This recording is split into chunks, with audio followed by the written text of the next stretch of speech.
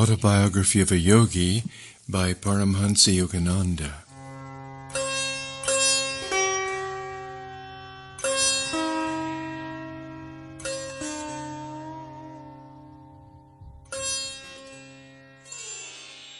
Chapter 39. Teresa Neumann, the Catholic Stigmatist. Return to India. I have waited for you patiently for 15 years. Soon I shall swim out of the body and on to the shining abode. Yogananda, come. Sri Yukteswar's voice sounded startlingly in my inner ear as I sat in meditation at my Mount Washington headquarters. Traversing 10,000 miles in the twinkling of an eye, his message penetrated my being like a flash of lightning. 15 years. Yes, I realized. Now it is 1935. I have spent 15 years in spreading my Guru's teachings in America. Now he recalls me. That afternoon I recounted my experience to a visiting disciple. His spiritual development under Kriya Yoga was so remarkable that I often called him Saint, remembering Babaji's prophecy that America too would produce men and women of divine realization through the ancient yogic path. This disciple and a number of others generously insisted on making a donation for my travels. The financial problem thus solved, I made arrangements to sail via Europe for India. Busy weeks of preparations at Mount Washington. In March 1935, I had the Self-Realization Fellowship chartered under the laws of the state of California as a non-profit corporation. To this educational institution go all public donations as well as the revenue from the sale of my books, magazine, written courses, class tuition, and every other source of income. I shall be back, I told my students. Never shall I forget America. At a farewell banquet given to me in Los Angeles by loving friends, I looked long at their faces and thought gratefully, Lord, he who remembers Thee as the sole giver will never lack the sweetness of friendship among mortals.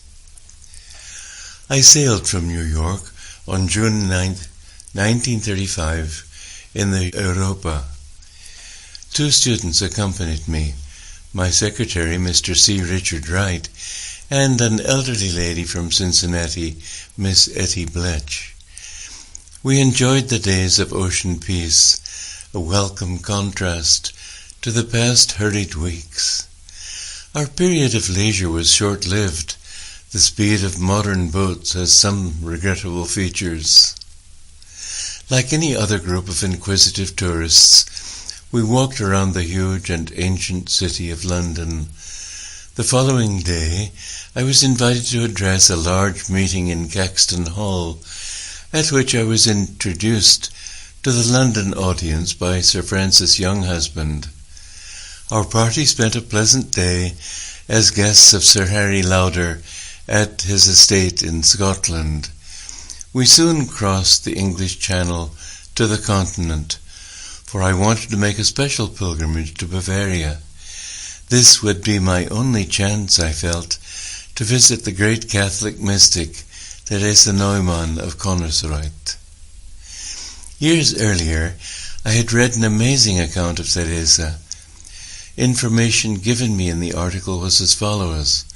1. Teresa, born in 1898, had been injured in an accident at the age of 20. She became blind and paralyzed. 2. She miraculously regained her sight in 1923 through prayers to Saint Therese, the Little Flower. Later, Therese Neumann's limbs were instantaneously healed.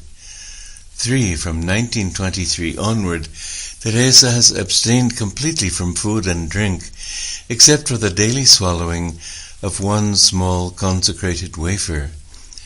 4. The stigmata, or sacred wounds of Christ, appeared in 1926 on Teresa's head, breast, hands, and feet. On Friday of every week thereafter, she has passed through the Passion of Christ, suffering in her own body all his historic agonies. 5. Knowing ordinarily only the simple German of her village, during her Friday trances, Teresa utters phrases which scholars have identified as ancient Aramaic. At appropriate times in her visions, she speaks Hebrew or Greek. 6. By ecclesiastical permission, Teresa has several times been under close scientific observation. Dr. Fritz Gerlich, editor of a Protestant German newspaper, went to Konnersreuth to, quote, expose the Catholic fraud, end quote, but ended up by reverently writing her biography. As always, whether in East or West, I was eager to meet a saint. I rejoiced as our little party entered, on July 16th, the quaint village of Konnersreuth. The Bavarian peasants exhibited lively interest in our Ford automobile, brought with us from America, and its assorted group, an American young man, an elderly lady, and an olive-hued Oriental with long hair tucked under his coat collar. Teresa's little cottage, clean and neat, with geraniums blooming by a primitive well, was, alas, silently closed. The neighbors, and even the village postman who passed by, could give us no information. Rain began to fall. My companion suggested that we leave.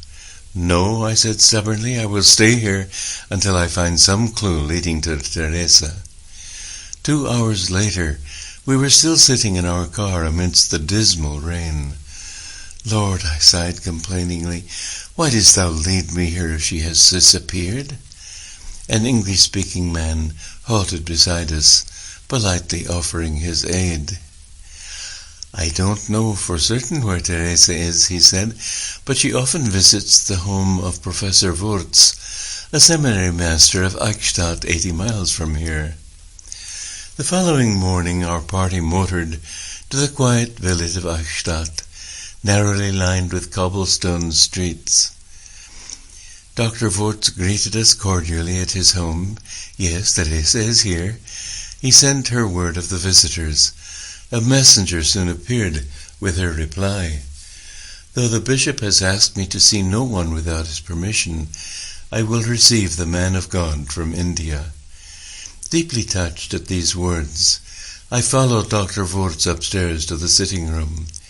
Teresa entered immediately, radiating an aura of peace and joy. She wore a black gown and spotless white headdress. Although her age was 37 at this time, she seemed much younger, possessing, indeed, a childlike freshness and charm. Healthy, well-formed, rosy-cheeked, and cheerful, this is the saint that does not eat. Teresa greeted me with a very gentle handshaking. We both beamed in silent communion, each knowing the other to be a lover of God. Dr. Wurz kindly offered to serve as interpreter. As we seated ourselves, I noticed that Teresa was glancing at me with naive curiosity. Evidently Hindus had been rare in Bavaria. "Don't you eat anything?" I wanted to hear the answer from her own lips. "No, except a consecrated rice flour wafer once every morning at 6 o'clock. "How large is the wafer?" "It is paper-thin, the size of a small coin." She added, "I take it for sacramental reasons. If it is unconsecrated, I am unable to swallow it." "Certainly you could not have lived on that for 12 whole years." "I live by God's light." How simple her reply, how Einsteinian. "I see you realize that energy flows to your body from the ether, sun, and air." A swift smile broke over her face. "I am so happy to know that you understand how I live. Your sacred life is a daily demonstration of the truth uttered by Christ. Man shall not live by bread alone, but by every word that proceedeth out of the mouth of God." Again she showed joy at my explanation. It is indeed so. One of the reasons I am here on earth today is to prove that man can live by God's invisible light and not by food only. Can you teach others how to live without food? She appeared a trifle shocked. I cannot do that. God does not wish it. As my gaze fell on her strong, graceful hands, Teresa showed me a little square, freshly healed wound on each of her palms. On the back of each hand, she pointed out a smaller, crescent-shaped wound, freshly healed. Each wound went straight through the hand. The sight brought to my mind distinct recollection of the large, square iron nails with crescent-tipped ends, still used in the Orient, but which I do not recall having seen in the West.